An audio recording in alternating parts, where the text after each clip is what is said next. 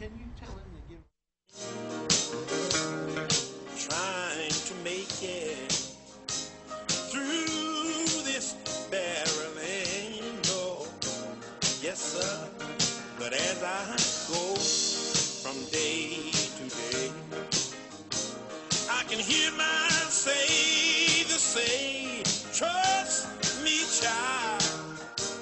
Come on, I hold your hand. I'm coming up on the rough side of the mountain. Take your time and say it. That's all right. I must Hold on, hold child. to God, Yes, sir. His powerful hand. Oh, yeah. I'm coming up on the rough side of the mountain. That's all right, child. Yes, sir. I'm doing my best to make it in. Oh, thank you, Jesus. I'm coming up, Lord. Oh yes, I'm coming up, Lord. Yeah. thank you, Jesus. Although my burden, sometimes it press me down, Lord. But if I can only keep the faith, I'll have strength just to run this race. Oh, I'm looking for my starry crown. Oh, hallelujah. I want to help you say it. I'm coming up Coming up, Jesus. on the rough side of the mountain. That's all right, you. I must hold to God, Hold on. His powerful hand. Yeah. I'm coming up Coming up, Jesus. on the rough side of the mountain. Yes, Lord. I'm doing my best to make it You in. know what, children? This old race It's okay. will soon be over. Hallelujah. Yes, it will. Oh, and there'll be no more race for me to run, Lord. Thank you, Jesus. But I got to stand before God's throne. Yes, sir. All my heartaches will be gone. Oh, I hear my Savior say, welcome home. Good evening, everyone. My name is Samuel Guy. I want to welcome you to Community Crossfire.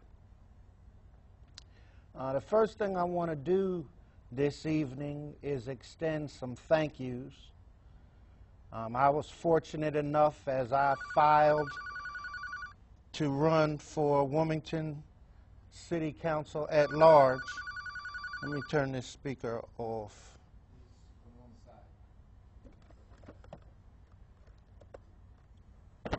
As I filed for Wilmington City Council at large quite a while ago, I was fortunate enough to make it through the primary election, and I was fortunate enough to make it through the general election. And so now I'm a Wilmington City Councilman at large elect. And basically, the elect means that we just had the general election, and I'm waiting to be sworn in on January the 3rd to be a member of Wilmington City Council at large. And so, you know, I want to extend some thank yous, first and foremost to the Lord. And I want to thank my Pastor Curry, because all throughout this campaign and prior to it, you get your spiritual messages from wherever you go to church. And there's a lot of times when messages come in right when you need them. So I want to extend my thank yous to my pastor, Curry, and also extend appreciation to my church, because I have a very supportive church at Ezon Fair Baptist Church. I want to thank my family, all the way from my parents and everybody else, and my fiance and my children and cousins and all kinds of relatives and brothers. I want to thank all my family and extended family, and my friends and the people who worked on my campaign as volunteers, and the folks who were hired to do some work, the organized labor organizations that supported me, some prior to the primary, some after, such as the ILA and CBTU and the building trades and the laborers locals, the Delaware AFL-CIO, and I want to thank the elected officials and former elected officials. There was an array of 19 of them that were on my campaign literature that extended their support to my campaign. And I want to appreciate them as well. And I want to send my appreciation out to the justice people, the people who are fighting for justice, that are the leaders in the justice movement, I call it. People that are out there protesting, but at the end of the day, I was one of those candidates that they also said that they support. The McDole family, CEO Hope, Keandra McDole, Big Key Booker, Reverend Donald Morton, the folks who've been leading protests for justice and fairness in our community. It was an honor that they all extended their support to me prior to the primary, because it's really all about the people. And last but not least, I want to extend my appreciation to all those voters who voted in the primary, whoever you voted for, and all the people who voted in the general election, whoever you voted for. And I also want to extend my appreciation to all of the residents of Wilmington, and I want you to know that it's my intention to make it my business to try to look out for your behalf. And I know that sometimes people have different points of view on what's the best way to go about doing things. So in a democracy, there's going to be many instances where things are discussed and decisions are made. But I'm going to be a participant. I'm not going to be a bump on the log. And then when I campaigned, I said that I'm going to be the watchman, because when I was on council before, I was the watchman. If I see something that looks dangerous to you, I'm going to warn you, because if I don't warn you, any blood that's shed is on my hands. The Lord won't appreciate that.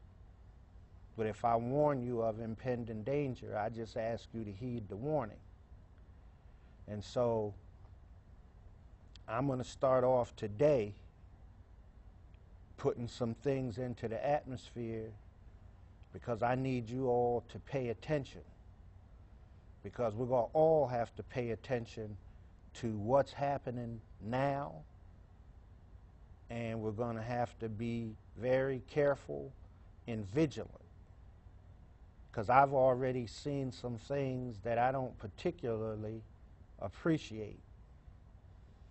The other day, I attended what was told to me to be a retreat for the members, the people who are going to be the new members of City Council, and also the people who are going to be returning members. And when you go to a retreat, you go somewhere private where you get to meet and discuss things with your colleagues. It's not a public event. And so I don't particularly appreciate the fact that we were drawn into an event to have private conversation, and the council president to be Hanifa Shabazz, without telling us and behind our back, without us seeing it, knowing it, or being told, snuck in a newspaper reporter in the back of the room. I guess she wanted some publicity for this event that she was hosting, but she didn't share with us that she snuck in somebody from the news media. And so when I woke up today and I'm seeing quotes from me in the newspaper, I'm wondering, which I learned late yesterday, I'm saying to myself, that's really dirty and it's really dishonest. And if that's how we're starting off this new council, that's very problematic because that's not trustworthy. Now, you all know that what I said, if I said it in the room, I'll say it on a mountaintop. So I don't have any problem with the accuracy of what they said. What I have a problem with is a person taking me somewhere on a retreat in a private location at a golf course and sneaking the media in without telling us. Vash Turner was quoted. A bunch of people were quoted without their consent, without their knowledge. It's my choice whether I want to talk to the newspaper or not. It's not for her to be sneaking people behind my back. So what I'm saying, I want you to know these things because I'm going to let you know what's going on because I'm expecting, I was very much looking forward to working with the president of council and the members of council as a unit where we respect each other and include each other in what's going on. And I have no intention of being railroaded or not being allowed to have my input. So I go to this meeting and it gets announced at the meeting who the chief of staff is going to probably be. Now I'm saying to myself, we haven't even had one conversation, nobody's done any phone calling, and folks has already got the game plan that we're learning that's announced about who the chief of staff's going to be. So probably there's already a bunch of decisions about who all the staff people are going to be. There's 13 members of council, so we have a president that I'm concerned is now trying to usurp all of our input. The code says that the council makes the personnel decisions that it needs to make. And there's nothing wrong if we as 13 members of council, a majority of us delegate to her the authority to do that, but not to just take the authority and be disrespectful. See, I'm a person who helped create what I call African American political empowerment. When I was involved at a young age, there was a day where there never was a black mayor and there were only 3 or 4 members of council. And I was part of the people who helped fight for people of color to be able to sit at the table and participate. So I'm not expecting to now be back at the table and have people of color basically trying to reduce my ability and trying to hoodwink the 6 new people. They don't know any better. They don't know that they get some input into, they have the authority to have input into who's on committees, who chairs committees. They get to have input in those kind of things. But the president right now is trying to decide and tell us this is what's going to happen, this is how I'm going to do it. And it may end up being the way that it ends up. But if it starts out that way, we're going to have problems because we're a collective body. We're not a dictatorship. And when you have a dictatorship, you get served up to the mayor's office. What the mayor's office then does is looks to the president as the person to keep everybody on council locked up, in a sense, and then they serve us up for what the executive wants. No, we're an independent body, and we have to work collectively together. So I'm concerned about that, and it causes me to have additional concerns because when people do that kind of stuff, does that mean that they already know that the mayor's office controls enough votes to support them just telling folks this is how I'm doing it and this is how it's going to be? Well, it's not going to be that way with me. If it ends up being that way, you'll know about it. Because at the end of the day, you the people, you're the folks who get jerked around when a significant number of the members of council have been neutralized so that they can't be effective or participate on your behalf. You all voted for people to be on council, and you expect them to participate and to look out for your interests, not to let folks just take over and decide everything with no consideration for your representatives. I'm not allowing that to take place. So there were many instances where folks were trying to tell the new people things that weren't true. And I know better. Number one, I've been on council. Number two, I've been in leadership positions on council. I've had programs, ordinances.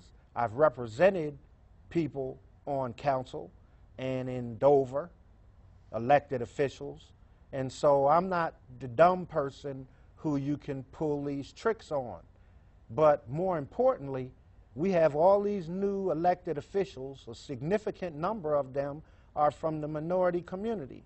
At least five of them are new, young African-American elected officials. And what I'm not going to allow to have happen is for the new generation coming up to be hoodwinked and bamboozled and to, in a sense, be made less than a council person. So I told all of those folks at the meeting, they tried to announce how they're going to consolidate some committees and you know, kind of maneuver. And the reason why they want to do that is they're trying to make it so that folks don't have an opportunity to chair committees. There's enough committees that can be created where anybody who wants to chair a committee, there's work that needs to be done and leadership provided. So I encourage all of the new council members to not be scared to be council members. Don't be scared to be willing to chair a committee, because you have staff people and you have other members of council who can assist you in learning how to be a chair. Because if you don't chair a committee, then the people who are making that decision essentially are making you like a second-class citizen. When I was on city council, every member of council had a committee that they chaired. What they're trying to do now is make it so that one particular person controls all the finance and economic development. Well, those are two separate committees. But when you do that kind of stuff, it's being done to try to put one person in control of everything related to money and finance and economic development to keep other people out of the game. No, folks need to be involved. There's so many issues facing the people of Wilmington.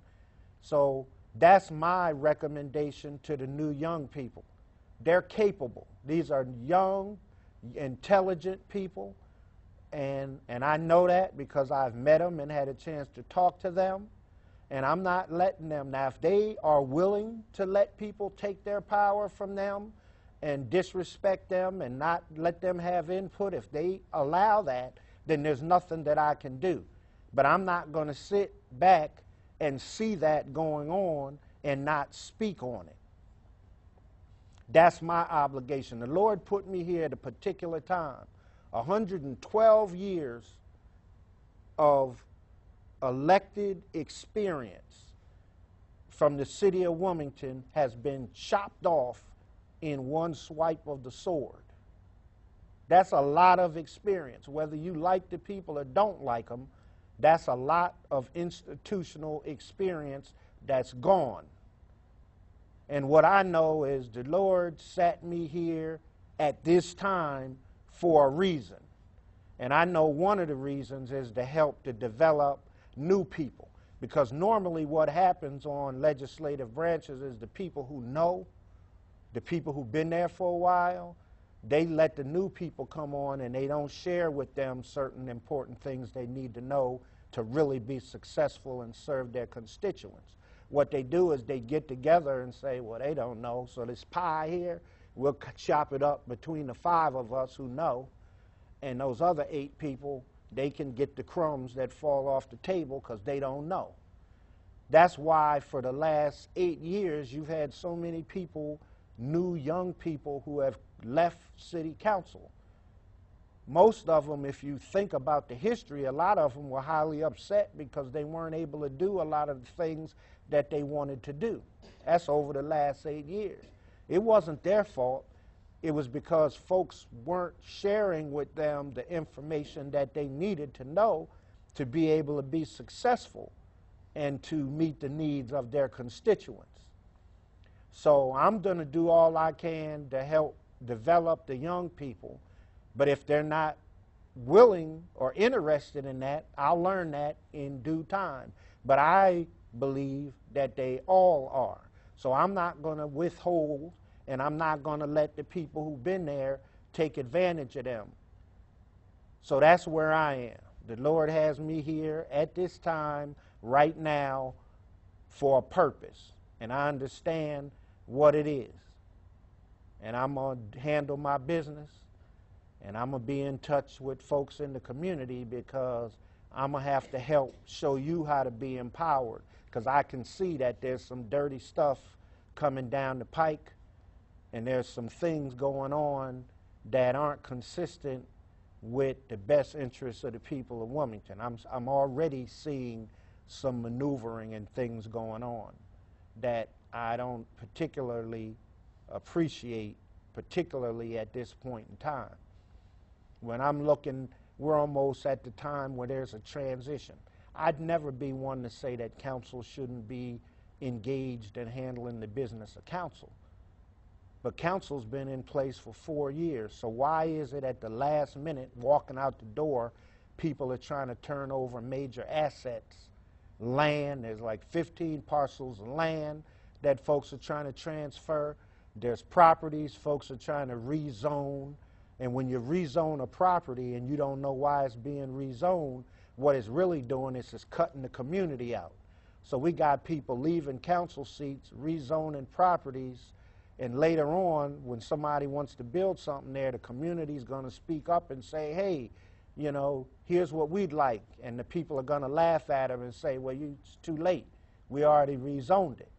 It's not supposed to be rezoning properties like this in large numbers, that kind of stuff going on. And it's not supposed to be major sale of assets. They did that in Newcastle County 20 years ago. There was a group of people who were in office, and Newcastle County owned the airport. And what those folks did is that, like, the last minute, as they're leaving office, they turned the airport over to some people who they was connected with. That kind of stuff isn't supposed to be going on. The people of Wilmington have a football field, and folks aren't supposed to be walking out of office in the last month trying to turn the football field over for 50 or 100 years to some people that they want to turn it over to. That's disrespectful of the people that are coming in. What if we have a school district? So it may be that it's a good idea, and it might be that it's a bad idea, but what I know is the timing doesn't pass the smell test.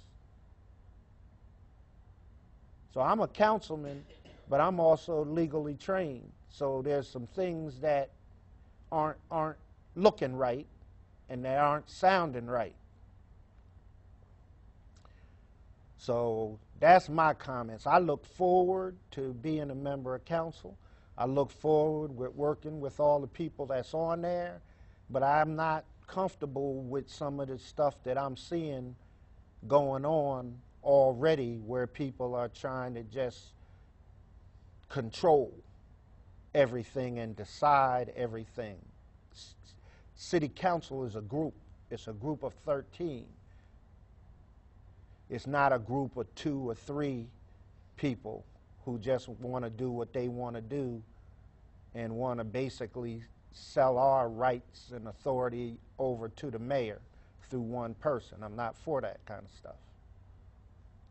So I'm hoping that the people get their act together and realize that they need to be honest up front, not sneaking in the media behind our back. I really was looking forward to Sister Hanifa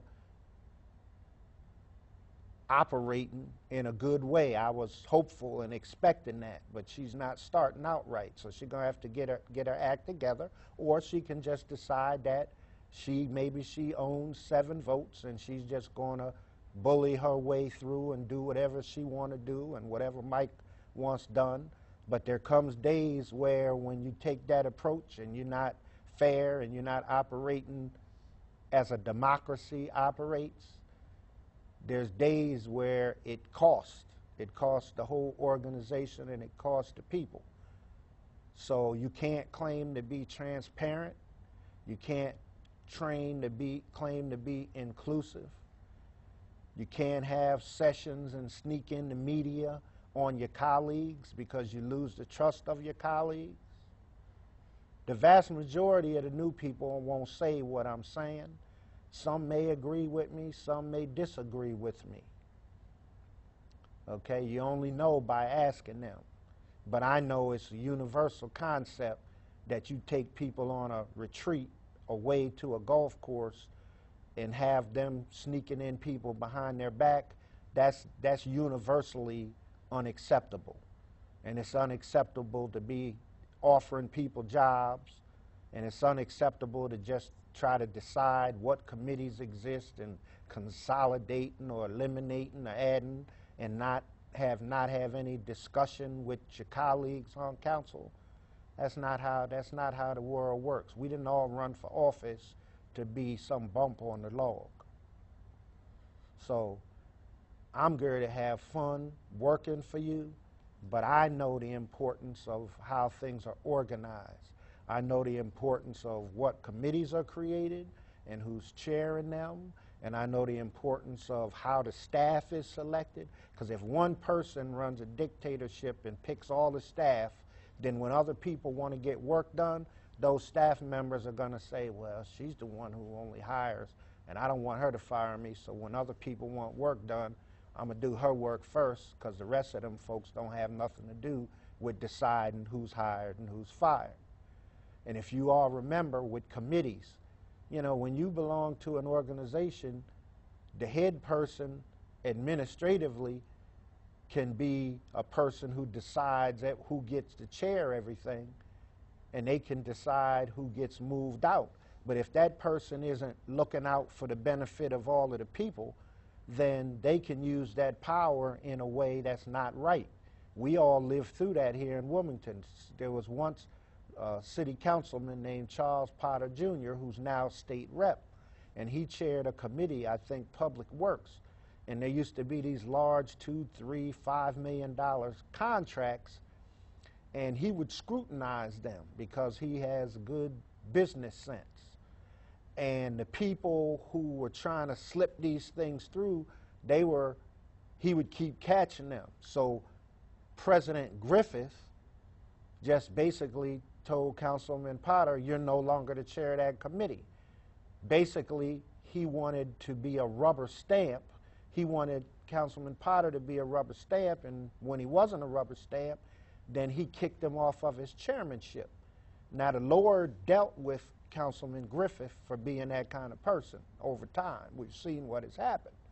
But that's what happens when you give somebody too much power if they don't want to use it in a respectful and fair way.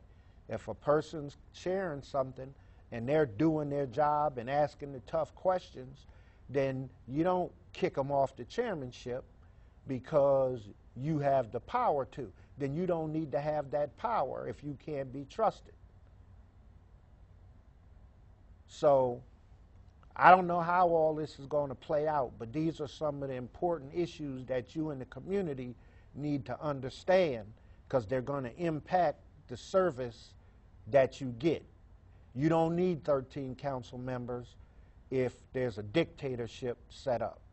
You don't need 13. You may as well just have one president of council and everybody else go home. So I'm going to open up the phone lines. It may sound like I'm upset. No. What I am, I'm adamant about it, and I know how this stuff works out, and I know the dangers and the pitfalls, and when people show you that they don't necessarily have fair intentions, then you have to be very careful in how much power and authority that you give them. When people start off in a way that's fair and just and inclusive, then you can feel comfortable in saying, well, you know, we'll let you go ahead and decide all of that, or a portion of it. We got a lot of young people on here. You know, they're not from the same generation as some of the other folks. So just because some of the older folks might want to conduct business one way, heck, we got a lot of millennials where there's some issues that's important to them.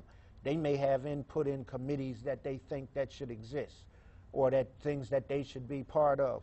They may know some people who are really excellent, have certain skills that they want to include. So I'm going to go ahead and open up the phone line. Welcome to Community Crossfire. Thank you, Sam. Darling. How are you? Just fine. How you doing now? Good. Steve Washington. Now, Yes. I appreciate you so much, brother. And I thank you for what you're doing and opening up our eyes in the community. And thank you. And you know something, I'm going to be at every city council meeting this year. And we're watching. We're out here in the community, we're watching, and we appreciate you. And any support from the community that you may need, we're there for you. Thank you, brother. All right, thank you. I appreciate that.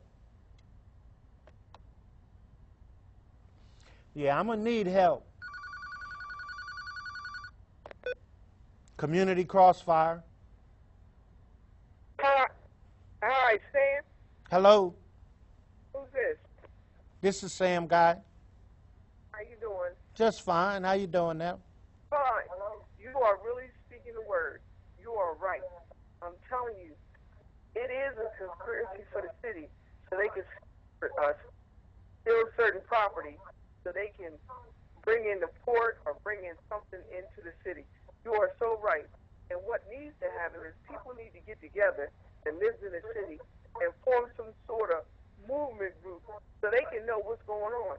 This election, I mean, it could be good in the end, but right now, if it's starting off there, like you said, it's going to continue to go downward. And if we don't put something in place now, I'm telling you, it's going to get worse for the city of Wilmington. And that's the honest truth. I'm listening to you now. It's, you know, I'm currently a person who's in a high-ranking executive position in the county. County's a land-use government.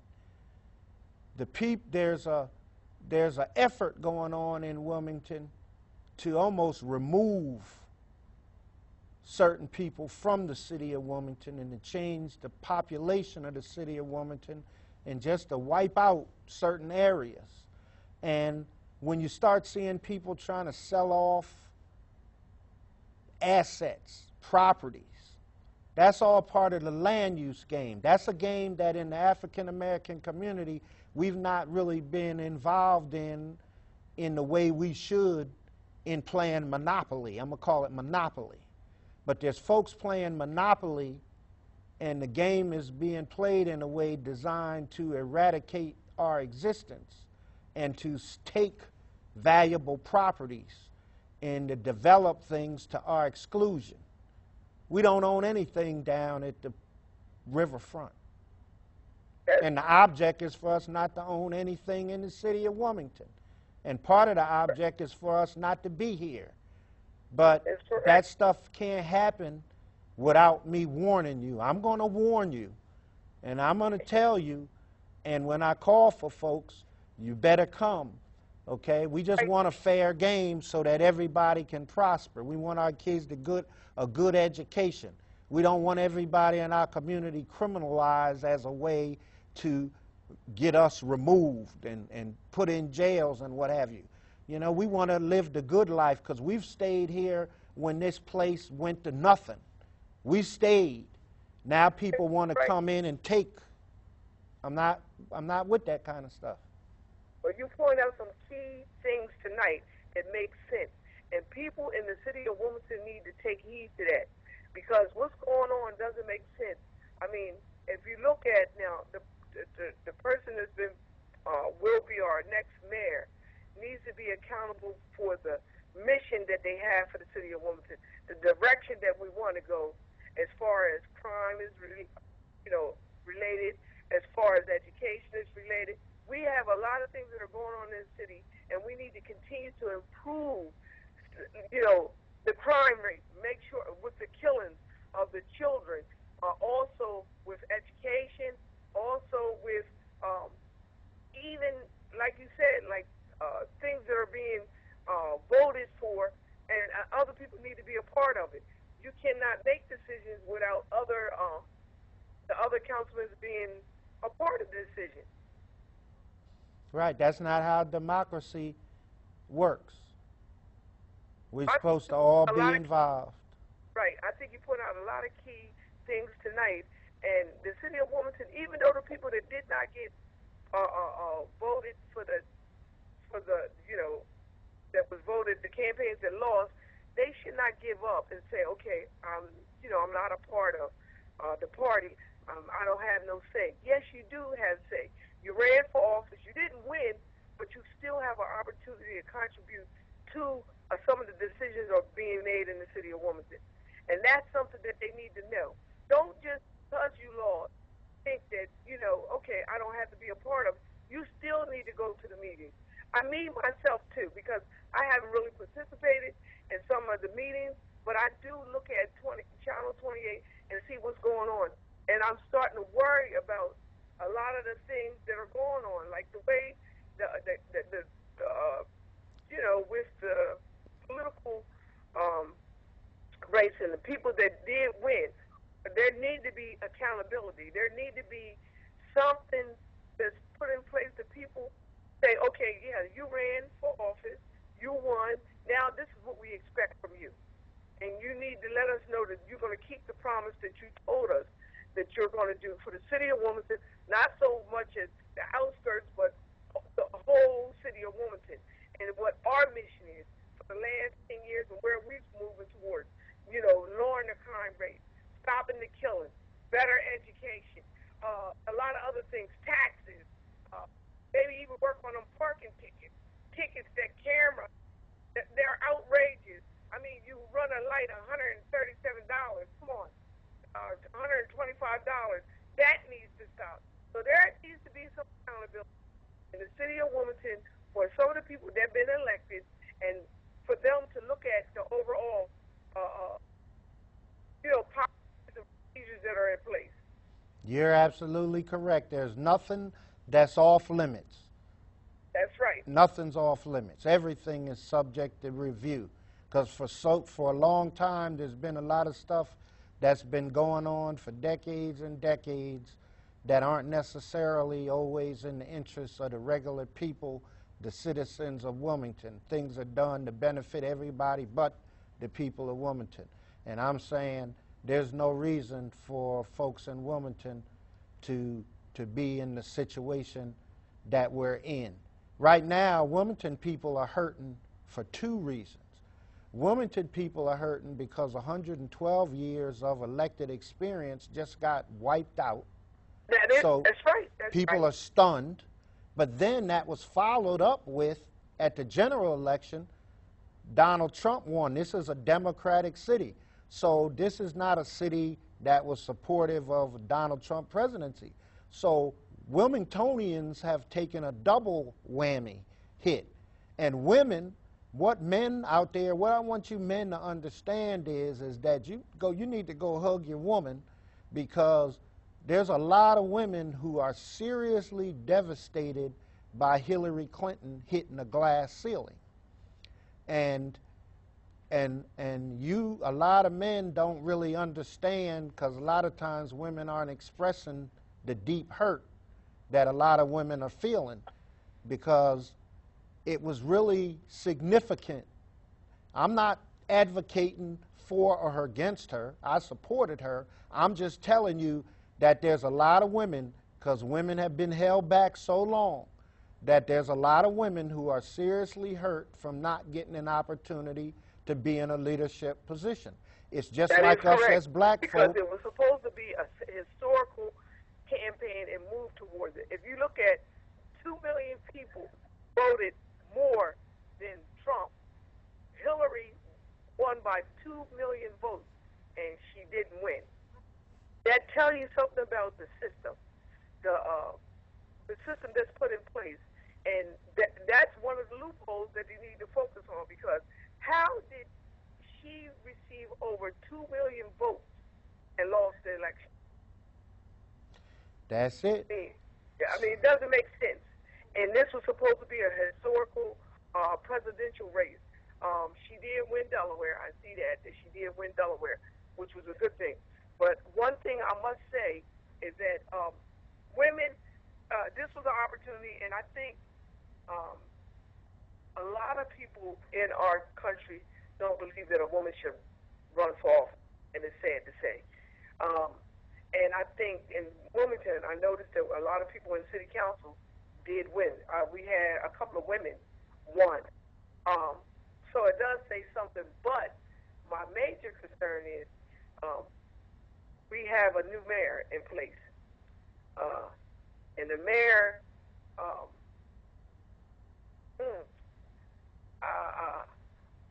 I don't know, how do you feel about that?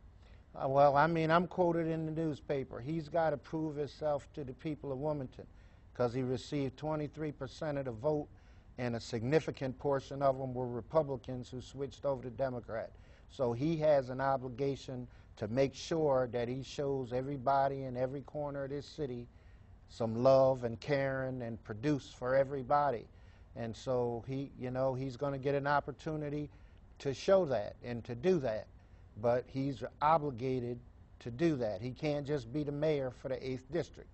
He's going to have to be the mayor for the whole city, okay? And it's not going to be a situation where you get to exploit our property, our land, where people live and neighborhoods and play a monopoly. That you can't, you're not going to be able to do this. This city is still over 70% black and Hispanic. So just because we have a white mayor don't mean that he's going to be able to now just say I'm going to disrespect and disregard the people of color in this city. He's going to have to serve everybody. So I hope he's successful. I hope Sister Hanifa's successful. I hope I'm successful. But success is defined by the quality of life for the people of Wilmington, not by the quality of life for everybody else who's exploiting Wilmington. We're the city of the exploited. I'm here to help defend and try to help make folks have a prosperous life to the extent that I can help do that. And I'm here. I said it when I campaigned, and I'm doing it tonight. I'm sharing with the young people all I can share with them to help empower them. And I said I was going to be the watchman. And I started tonight, and you can expect me to keep doing what I'm doing. Well, the one thing I want to say to the city of Wilmington and the people that are listening, that we need to get together and we need to pray. We don't need to sit back and just start pointing fingers or feeling bad about what went on in the election and protesting. No, we need to get together. We need to pray. Pray for the city of Wilmington, pray for the United States, pray for the world, period. And we need to get together, join together, African Americans, Hispanics, Mexicans, white, all races, and get together and try to come as a unity to tackle issues, period issues. Some of the things that are going on around Delaware, around the world, needs to stop. But let's not point fingers, because these people are in place. And because they're in place, I think we need to just get together and pray and come together. Don't sit back on the TV watching, talking about, oh, this is going on, oh, that is going on. No, come out, get out. Like our pastor said today, that we need to get out. Stop crying, because the ones that did not vote, the ones that also that ran and knew they weren't going to be mayor, also, and knew they weren't going to be mayor. Well, let me say this to you. They're giving me the wind-up signal, but what you just said about we need to come together and pray, what I can pretty much assure you, I've been living here long enough to understand that there's people who heard what you just said, and somebody is going to organize a day of prayer for Wilmington. You can Right. rest assured somebody heard what you said, but I also heard what you said, and so I'm going to even mention it to my pastor and see if he wants to host something like that if nothing's already scheduled. But that may Right. be a good place for us to start collectively. But I'm going to have to wind up tonight. I've run out of time. Thank you so much for calling. And my viewing audience, I'm Sam Guy, City Councilman-elect. I'll be in office on January 3rd. Thank you for tuning in to Community Crossfire. Sam Guy signing out. Okay, thank you. God bless, and God bless America. God bless.